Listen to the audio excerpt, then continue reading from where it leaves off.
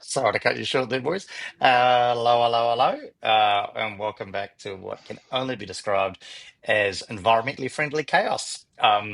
Here we are today on the Circus of Safety. Mr. Andy Evans, Global Head of High Quality Snake Oil. Mate, what did you do to deserve that kind of promotion? Global Head. I mean, what happened there? Oh, we had there was a meeting of the executive leadership of Global Snake Oil yesterday Yes, at the Robert Harris Cafe in Pukekohe, nice. and Yes. basically it was thought that I was deserving of elevating up to the global head, basically. Wow. So let's just be clear on this. Is this a private organization, or have you decided to collab with other snake oil salesmen and create maybe an association of sorts? Yeah, so we're moving towards that. That's where that's the aspiration is to Okay. create some sort of association, Yes. um, a global association, international association of Okay. Yep. snake oil salesmen. Nice. And would you be, looking? I mean, what would this organization? Have you looked at what maybe this organization might do? Are you talking conferences? What are we Yeah, talking? conferences. We're thinking Geneva. of maybe no. Well, maybe we're discussing that maybe we should get together, have a bit of an international conference. We thought Singapore might be useful. Nice. Yep. And then we thought we'd sort of maybe at that meeting come up with a bit of an accord and maybe Okay. look at the sort of developing an international framework Wow. for Yes. snake oil competence. Nice. Fantastic. Now, would you by any chance need an MC for said conference in Singapore? Yeah, absolutely. Do you know any?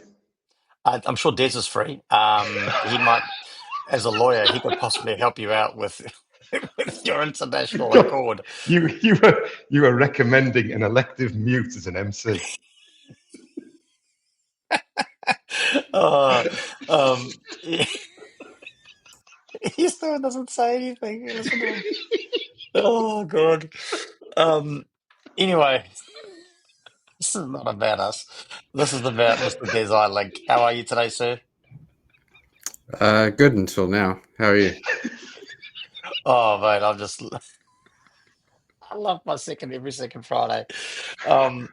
If for nothing else, like this whole having to talk about safety nonsense, it's just a fast. I reckon taking the piss out of you is far more enjoyable than actually talking about safety. Um, Mate, how are you today anyway? Well, apart from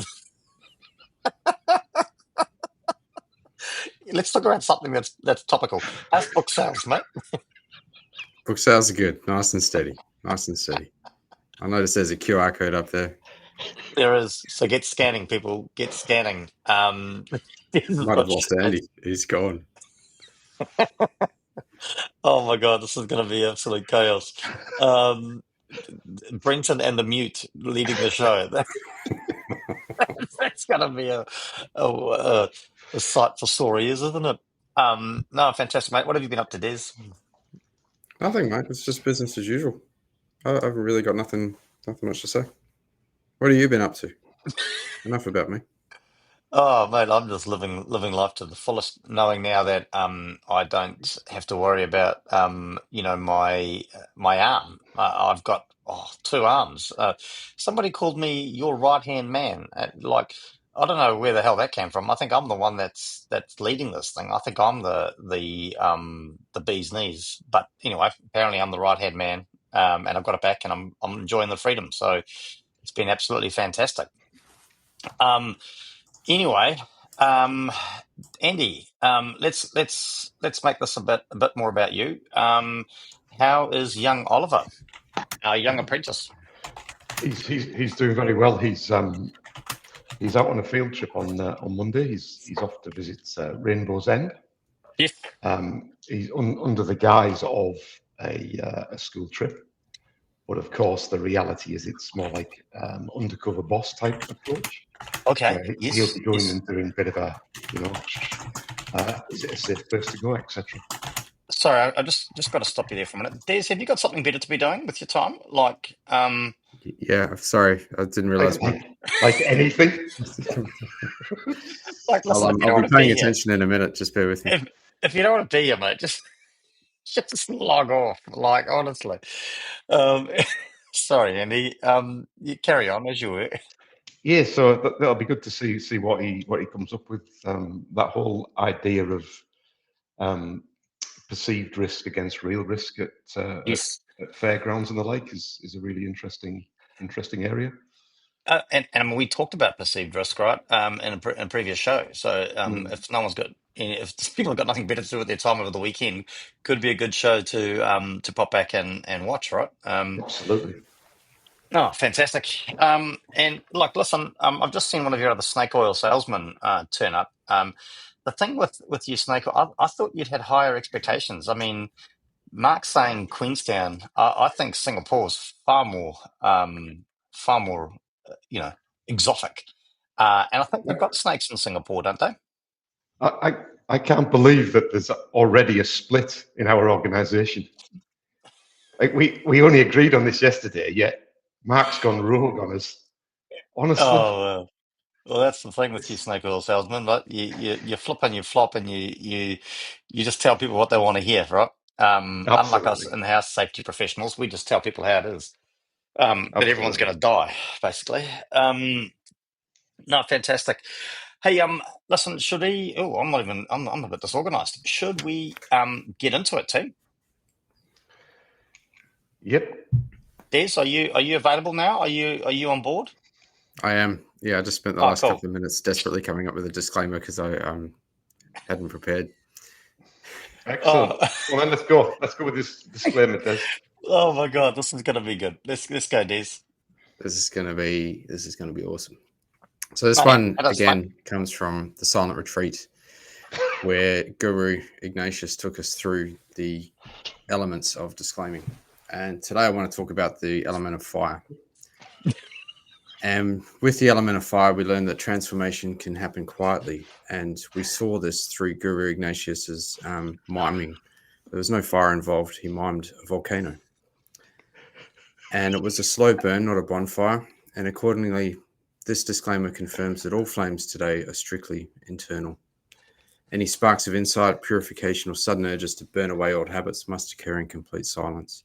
No crackling, no whooshing, no dramatic exhalations. Smolder respectfully. Wow. How was that for 30 seconds worth of effort? That was pretty good, Des. What's your It wasn't typing your per minute? finest work, but it's all right. Wow. So, hey Andy, in your professional snake oil capacity, um, do you think the quality of the disclaimer potentially do you think it provides us with greater protection or less protection if it's rubbish?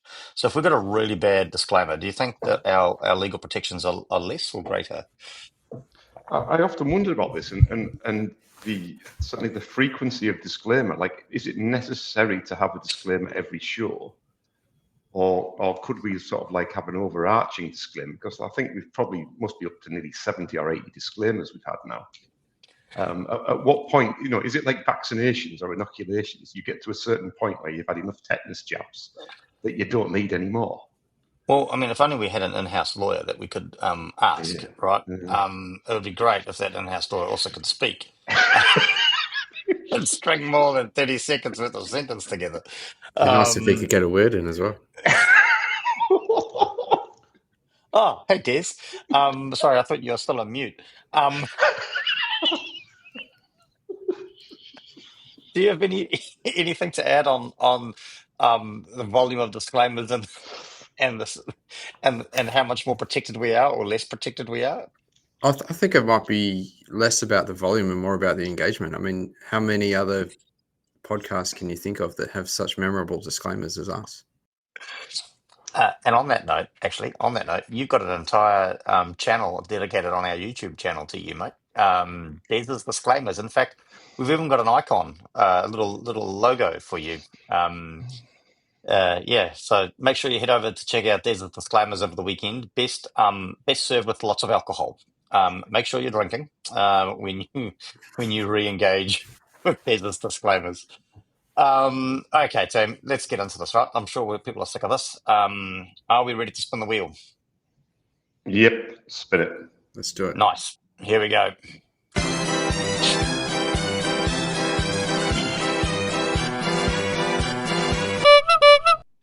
Wow, there we go. There we go.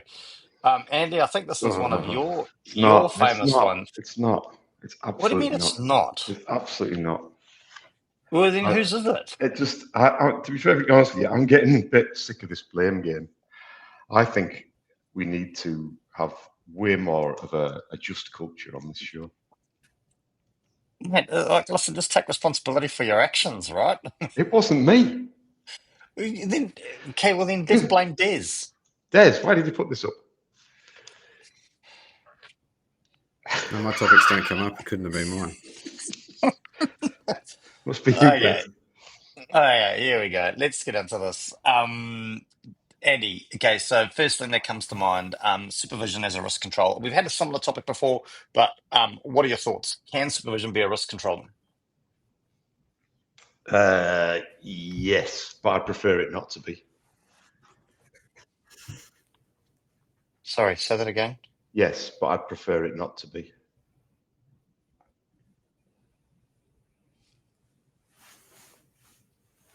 Okay, so again, I'm not sure if after 2.5 years, nearly 3 years of this, you know how this works. It would be great if you kind of added something on, mate. I can't entertain people for the entire 30 minutes on my own.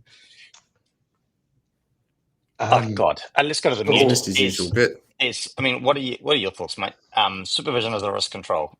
First thing that comes to mind for you. Well, it depends on what you mean by supervision. Oh, There here we we go. Here we go. Okay, let's go. Well, give us. But yes, I mean it's a necessary control. Yes. For you're not meeting your duty under the Act, I would say, if you're not ensuring that there's some level of supervision. But then people often use the term adequate supervision, which is problematic, and they don't really examine it any further than that. And I think it's actually worth examining. I agree. Well, I guess we've got the next 30 minutes to try and examine it, right? I mean, Andy, have you got any more to say now? Your thoughts? Yeah. I know. So I guess it's context is everything. So supervision of what? Like supervision in itself isn't a control. Without clearly not. It's supervision of what? What are you supervising? Like supervision is just a word.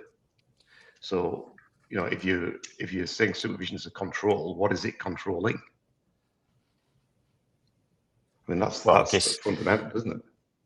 Well, then I guess that the question is it really a risk control, or is it more, if we think about the plan, do, check, act model, is it more the check part, right? The making sure that the controls are in place. So therefore, maybe supervision is not a risk control. Maybe it's more of a monitoring control. Yeah, and that's why I was trying to lead you guys gently through my sort of initial comments on this subject. You see how he claims credit for your point, Brent? Thank you, Des. I finally have one of the most insightful things in 2.5 years. I've just said live on air, and you're trying to claim it now, Andy. The most insightful thing not I've at said in all. 2.5 years, Okay, you're taking it from me. Hey, we're all in this together. This is We're not. collaboration. No, we are not. We are not in this together. This is not a collaboration. Actually, I'm glad Andy claimed that point, because that's really how I set up this discussion with my first comment. Well done, Des. That's awesome. Yeah. I think it's a real good team effort here. That was all me. And the benefit to the listeners is just outstanding when we work together rather than fight against each other. No, this is mine. I'm claiming this. So supervision is not a risk control. You guys are saying yes, it is. I'm saying no, it's not. It's more of a monitoring technique as opposed to a risk control. Because how is supervision a risk control? What are you going to do? Okay. Stand over there and actually do the work for them? I mean, it's no longer supervision. Whoa. Let's unpack that a bit. Okay, so I'm trying to mediate this, mate. Hey, there's not enough love in the world, mate. Not enough love in the world. So, if you are supervised, in theory, is there less risk of you stuffing up? Well, depends how you define supervision. So go back to Des's point. No. Let's not go around in circles with definitions and stuff. It's a waste of time. I've tried it for 2.5 years. Yeah. If the whole purpose of supervision, I would suggest, is to influence somebody's behavior and actions, right? So the idea there being is that supervision makes people behave in a more appropriate manner. Yep. Therefore, it reduces the risk of them behaving in an inappropriate manner. Therefore, it is controlling the level of risk of that happening. What if the supervisor is just as risque as the individual that they're supervising? And you can always come up with extreme examples, but as a fundamental principle, and you go back to the Act like Des will, there's a requirement for supervision, education, training, and all that sort of stuff. Yet, why is that there? That is there to allow people to be able to do the job safely or do the job effectively. Therefore, it reduces the risk of it that not happening. Therefore, it is a risk control in that context. Hang on, just hold the line there. I think this is probably one of those situations where we've got a long-time listener, first-time commenter, and I just want to welcome Brian to the party. Thank you, Brian, for your insightful comments. It's important to define direct supervision and indirect supervision, although I don't like the way you started this, Brian. Do not like the way you started this. Direct would be risk control and indirect monitoring. And indirect supervision would be monitoring, well defined in the electrical industry by the EEA. Well, so I guess Brian's trying to mediate here that and trying to say that we're both right. I'm right by saying it's a monitoring technique versus a risk control. And he's also trying to appease you boys and say, yes, it is a risk control. I mean, talk about sitting on the fence. Have you boys ever fallen off the fence before? No, but I agree, both are right. And it goes back to what you define. I think where you're at, Brenton, is probably that purist perspective that I tend to take, is that the real risk that we're trying to manage primarily is the risk of a hazard causing harm. Yeah, supervision doesn't do that directly. Like if you're driving, it's your seatbelt that stops you flying out the window, not the person next to you saying, hold on to the steering wheel harder, right? You know what I mean? Or the person saying, put your seatbelt on, right? If your supervisor was in the passenger seat saying, you're oversteering, it might not have caused an accident this time, but you're oversteering and it could cause an accident. Is that not reducing the risk? Well, again, it depends it's the risk of what though. That's where we get completely lost in this whole thing. This is where this is why we managed to spin this out for 2.5 years. Because it goes back to what you mean by the term risk. And because it's poorly defined, you can have these conversations for hours and not get anywhere. But the only way that you can address it is by giving some real clear context. It's the risk of what? So supervision is a risk control in mitigating the risk of somebody stuffing up because they don't know what to do. So it dramatically reduces knowledge-based mistakes. It really does. But does it make it less likely that you're going to get? Does it stop you getting burnt by the chemical? No, that's your PPE. It's not the person stood next to you that stops you getting burnt by the chemical, unless they stand in the way, of course. So then that could be. So it could be. But it's very subtle. It's very subtle. Wow. Des, your thoughts? I don't think that distinction really means anything because if someone's about to reach for a hazardous substance that'll burn them and they're not wearing PPE and the supervisor stops them, I don't see how that can't be considered. I think it's just an unnecessary distinction. I think I disagree. I think it's an incredibly important distinction because it leads to a whole heap of complexity that's not necessary at operational level. That's my point. Exactly. Mate, listen, I've zoned out. I reckon half the bloody internet zoned out. What are you rambling on about? Can you just dumb this down for me? It's what the supervision doesn't reduce the risk of the hazard causing harm. It reduces the risk of a behavior or a control failing. It sits somewhere differently. So it's not a control. Supervision is all about behavior, right? But it depends on what your safety philosophy is. So it reduces the risk of a control failing. Supervision reduces the risk of a control failing, but it isn't a control itself generally. But it can. So now you agree with me? No, it's not that I agree with everybody. I'm just trying to navigate a way through it all. I think you're right. Absolutely, I think you're right, Brenton, and that lies closer with my approach. However, if you frame it and say, does supervision reduce the risk of a worker making a mistake? But that's not the question that we're asking. Well, what's the question we're asking? Is supervision a risk control? Yeah, but it's the risk of what? Where you 5 minutes Does supervision reduce the risk of the hazard causing harm? Possibly not. Well, if Does that was on the supervision wheel, then reduce you'd the be risk right. of the control failing? Then yes. I can't help but think that you and I, Brent, are going to walk away from the show with a limited edition bottle of snake oil after all's said and done. Of course, it's Black Friday today. 30% off snake oil. Get on the phones now. 0800 snake oil. Myself and Mark are manning the phones as we speak. Look, can we dwell on Brian's point a bit more? Because he talks about defining direct supervision and indirect supervision, and typically, the Act talks about training, and just logical reality is that you're going to have trainees and people who are less competent in the workplace. They need to be supervised. How do you go about that? How do you, is it enough to say adequate supervision, or do you actually need to get into, say, what their capacity is requires direct supervision? And then is your supervisor trained to provide that direct supervision? Have you resourced enough? Yeah. How many people are they directly supervising? What does direct supervision actually mean? Is it line of sight? Are you standing next to them? There's a lot to unpack there. There is. And so once again, so just going back to the question that landed on the wheel, is supervision a risk control? And so my answer is no, which would suggest that I'm right.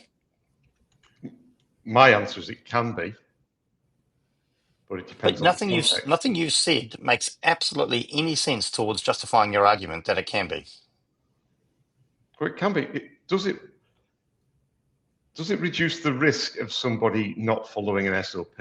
Yes. Does it reduce the risk of a chemical spilling on somebody? No. So then it can't be a risk control. Well, it can be.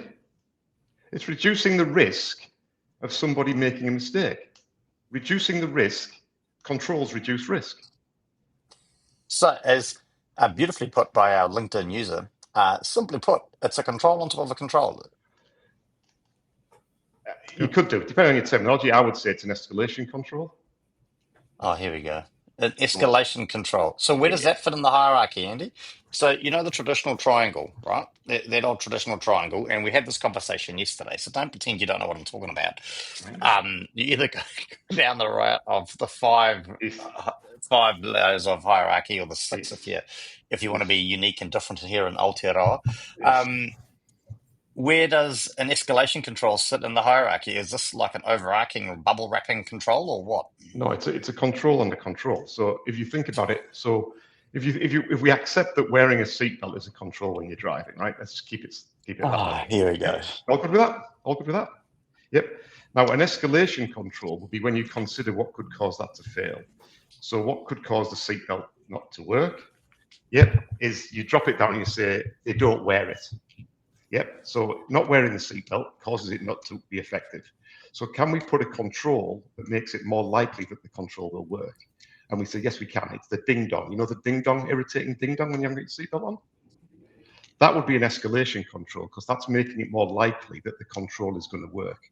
You're more likely to wear your seatbelt if it's irritating as crap when it's ding-donging, yeah?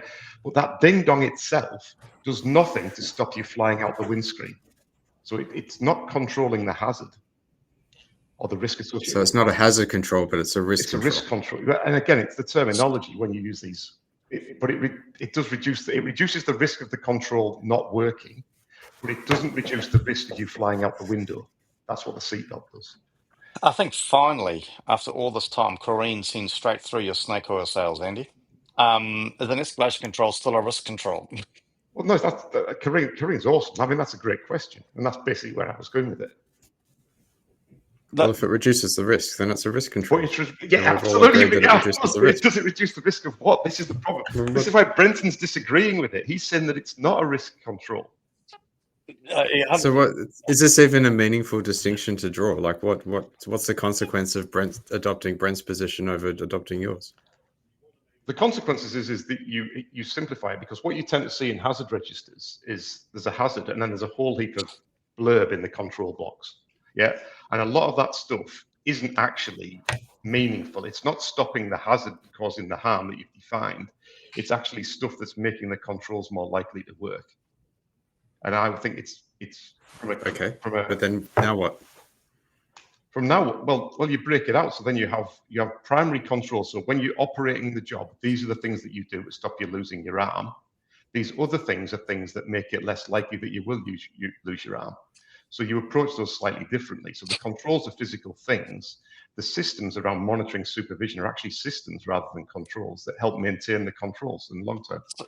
So therefore, supervision is not a risk control. In that context, absolutely it's not. But does it reduce the risk of something bad happening? Yes. Otherwise, we wouldn't use supervision. But again, what's the point of drawing that distinction? It simplifies your document. It simplifies your documentation because you can allocate responsibilities to it much easier. So supervisors, they're really more concerned with your systems rather than the controls themselves. So, and if all of those things are in one box, you don't know what you're looking for. But if you start to split out the two different elements, it becomes quite clear that this is the worker's responsibility and this is what the supervisor should be looking at.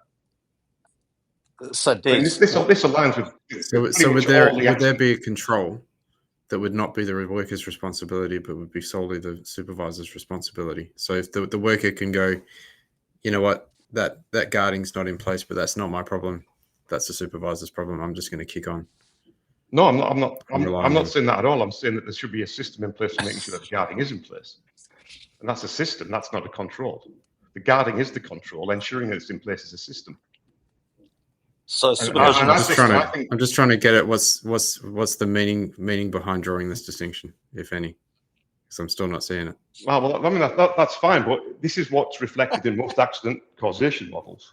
If you draw that, here we go. So now we're moving off the topic again. And critical risk management is fundamentally based around this. So it's trying to understand what is and what isn't a control is really important. I think it is, but again, I think it's helpful in developing really clear definitions of things because it reduces complexity and confusion moving forwards. But again, it hasn't for this show. It certainly hasn't. Well, maybe it has for this show. No, it hasn't. You are the one causing the chaos. How am I causing the chaos? I'm just going to call you out as a fraud. I saw on LinkedIn a post. I don't think the disclaimer covered that. Fraudulent activity. Yes, quick, rewrite the disclaimer.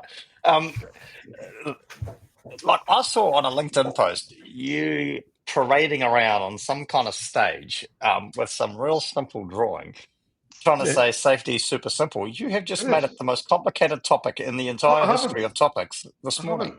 I haven't. Everybody else makes it complicated. I'm trying to make it simple. Yeah, but you haven't. You've said yes, no, everything, but giving it a simple yes. If we go back to supervision of risk control. If we go back to the seatbelt example, right? Oh, here we go. So in your hazard register, you've got driving. You've got one of your controls is wear a seatbelt. Yeah, and also in there you've put the ding dong sound of not wearing a seatbelt. Right. That ding dong sound of not wearing a seatbelt makes sod all difference to you having a crash or flying. Well, is the ding dong sound actually supervision? Well, that's what I mean. It comes out of that, and now it can be. You could classify it as supervision. You would. Therefore, it's not a risk control. It's supervising that they're using the controls. Yeah, but it's the risk of what? Does it reduce the risk of you not wearing your seatbelt? No, it's telling you to wear your seatbelt. But I mean, I look at my kids, right? My kids here have supervision all the time. They still don't listen. So it doesn't mean that you're going to... that comes down to quality of supervision. What are you saying about my wife? That's not where I was going. You heard it here, Des. He's just insulted my wife because I'm not home enough to supervise anything. So this has just got personal, Andy. So anyway, the ding dong doesn't reduce the risk of you flying out the window. It reduces the risk of you not wearing your seatbelt. So it does reduce the risk, right? But it's reducing a different bit of the risk. So it's a supervision control. You could put it like that. But supervision is really a system rather than a control. Well, isn't the ding dong a system versus the control? It could be, yeah. You classify it as a system, which is the whole point I'm trying to make here, is that controls should be tangible things that stop the accident happening. Yeah, everything else is about maintaining the control. I don't know why you guys don't. What's the matter with you two? It's so simple. I think what I need to do, Des, I don't know about you, mate. I need to run this. I need to run this recording through AI so that we can simplify the equation of snake oil cells. No wonder this guy's making money. It's so easy. Just Can baffle we just people with. start again? It's so easy. I don't know where the complexity is. Well, I get it. I just don't understand why the distinction has any meaning. Well, I mean, yeah, well, I mean that's fine, and that's entirely your opinion. But it in lots of literature, there's a deliberate act to do this and to break things down. And most of, like Swiss cheese model, most of Reason's work is all about breaking these things down. so now you're putting yourself in the same category as James Reason. No, I'm not at all. I'm just saying that I've read his books. Let's go to a whole another level. Okay, so let's just simplify it. Let's just go back to your mantra. Apparently, keep it simple but complicated when it suits me. Would you expect to see the words supervision in the controls column on somebody's hazard and or risk register, whatever the hell they bloody call it? I would expect to see it, but I don't. It makes me a bit uncomfortable that it's there. Can you just give us a yes or no answer, please? Well, you need to ask a more precise question. I'm pretty sure. Watch this, Des. In somebody's hazard or risk register, would you expect to see supervision in the controls column? Yes. And then I would also expect to see it in the competency register. Thank you, Des. Training register, whatever you want to call it. Thank you, Andy. That's the kind of stuff that we like to see on the show. Keep it simple, right? I ask a simple question. I just need a simple response, not some kind of highfalutin bunch of snake oil here that you're trying to flog off on Black Can I just Friday. ask for a little bit of clarification of your question then? When you ask, would I expect to see it? Exactly. Are you really Yes or meaning, no? do I think it should be there? Because those two No, are quite different questions. So I never asked you if you think it should. If a potential client phoned me up today and said, hey, can I send you through my risk register to look at? And I said, yes. Would I expect to see supervision in there? Yes, I would. Is it correct in my mind? Probably not. Probably or isn't.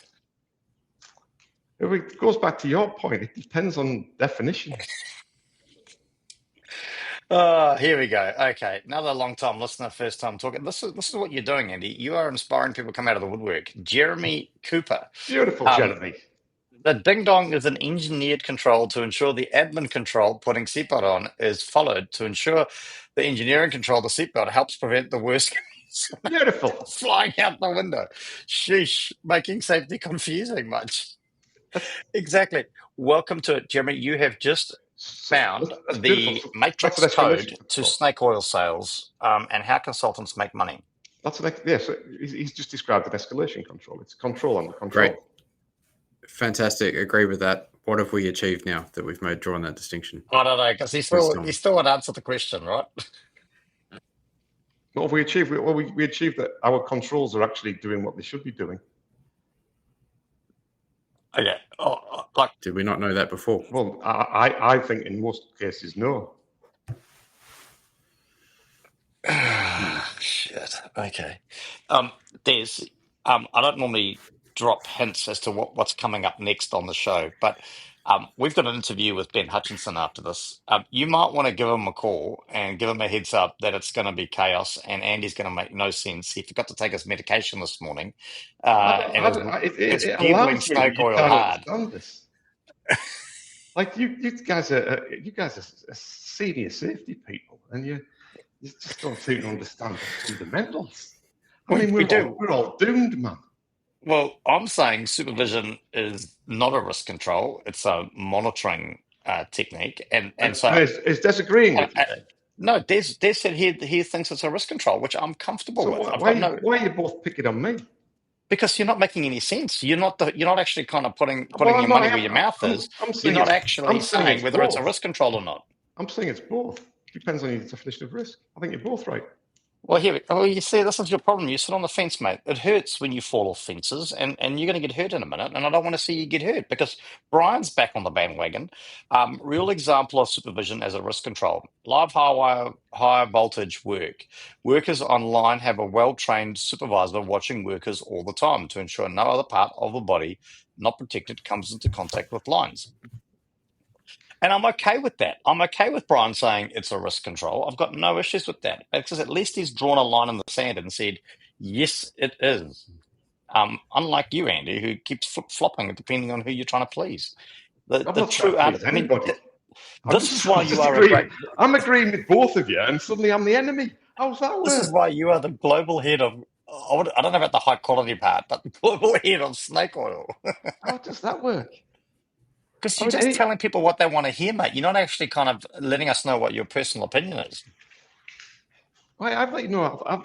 My personal opinion is as it can be. It depends on how you define things. Far out, man. Can I take this discussion in another direction, Please please? do. Want to wrap up the show? Well, first of all, I want to thank all the people commenting, because without that, we'd be completely lost. But I see often people say, this person's going to supervise that person. There's no explanation about how that supervision is going to happen or the qualifications of that supervised person. And even when they do say that they're our supervisor and they're qualified, who qualified them? How do you know that that's been verified? And eventually you trace that line back to someone who's just gone, yep, you seem to know what you're doing, with not much more of a basis for that. And that applies to a lot of competencies in workplaces, in professions and trades. Typically, to meet an auditing standard, you need a subject matter expert and an assessor to make a determination. But then even those people need to be assessed as competent and supervised. And you just get this infinite regression of supervision and competency that eventually goes back to someone just saying, yep. Well, maybe is that person at the ultimate end of the food chain saying, yep, is that by any chance global head of snake oil sales? Again, we're blurring the lines here. So No, I think Des has actually raised a very valid point. No, regardless absolutely of whether it's a risk control or a supervision technique, I think he raises a very valid point here, Andy. So how would you say if we said instead of supervision as the control, it's competency of the operator at control? Ooh, and then supervision is the ding dong that makes sure that the competency is working. But is a ding dong a risk control or a monitoring technique? Well, it would be an escalation control. It's a control on a control. So the reason that you're supervising somebody is to make sure that they are competent. But it's competency. It's the competent actions of a worker that stop the bad stuff from happening. It's them putting the seatbelt on that stops the bad stuff from happening. The supervision is just there like a ding dong to make sure that they are putting it on. Now, is that monitoring, or is that supervision? But both could be applied as risk controls. Well, read it out. This has come out of nowhere. Finally, there's Desai Link making sense and focusing I like that. on most important point to make effective risk control. Oh, classic. That is Brian. I don't know where you've been for the last 2.5 years, but welcome to the party. Welcome. I've been called many different things and many adaptations of my name, but that's the best one yet. Thank you, Brian. I think I like that. Hey guys, listen, we have got something else on after this where all three of us are needed. So let's take a minute here just to reflect. So, Andy, I need you to focus. Yep. Are you listening to me, Andy? Absolutely. The question is clear. So after all of this, is supervision a risk control?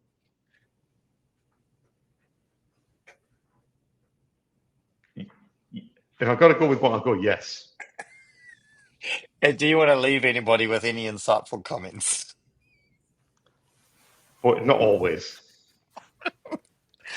Oh my God. Yep. Okay. There we go. Moving on. Des, wrapping up the show here. Your final thoughts. Supervision as a risk control. Yes, and if you're considering not listening to one of our shows, let it be this one. Wow. I'm going to go with Shouldn't no. that be put at the start of the show? Isn't it a bit late? Isn't that a bit That's why we holiday no. stuff? Well, we do have a disclaimer. This is why we have disclaimers. Now, if you can just let me say my piece, please, and not make this all about you. I'm going to say no. It's not a risk control. It's a monitoring technique. I'm going to put a line on the sand for myself. But when I link back to Des, it's really important we make sure that we define. What is the supervision? And to Brian's earlier point around, is it direct? Is it indirect? What does that mean exactly? And then linking back to, well, what makes somebody a supervisor? And what is supervision? I guess that comes back to the direct or indirect and where we're at. So there we go. Probably, well, I mean, listen, if the quality of our work is always really low, I guess at least we're not trying to maintain a benchmark, right? And that's where we're at with this show. But hopefully that's left people with food for thought. Is supervision a risk control? Would love to get your thoughts. Feel free to leave comments in either our Spotify comment page if that's what you're listening on, any other podcatcher comments, although I don't know, we're not really monitoring those, so maybe don't leave them there. I'm not going to lie to you. Barely monitor the Spotify comments, but jump on the LinkedIn page, join the conversation. Let's try to determine whether supervision is a risk control or not. Either way, Andy's going to disagree with you and try to agree with everybody. The true art of a snake oil salesman. Sticking with you, Andy. What's coming up for you over the next couple of weeks, mate? I'm just going to go and hide. Gonna go and hide. Hey, listen, what I'm looking forward to in a couple of weeks, actually, the three of us are getting together to actually do some planning for next year, right? That's going to be exciting. Yeah, can't wait. Someone needs to supervise these topics, that's for sure. Mate, I've actually written that this show has inspired another topic for the wheel next year. So I tell you, the wheel is looking phenomenal next year. Absolutely phenomenal.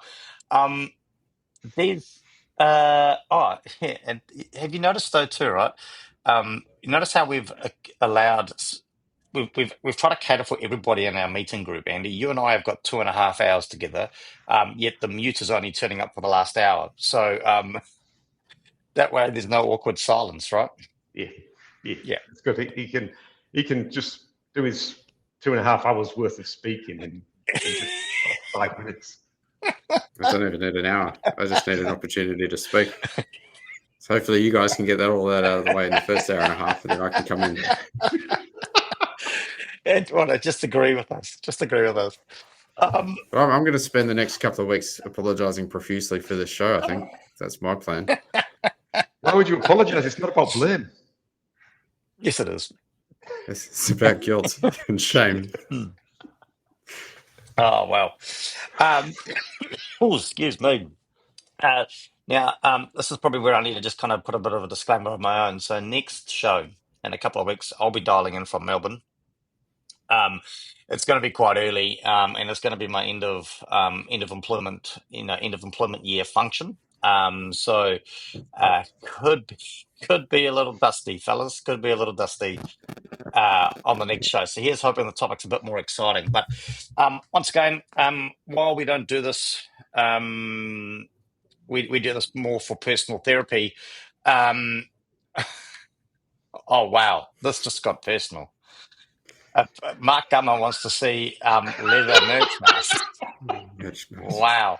Next is going to be asking for a gag ball.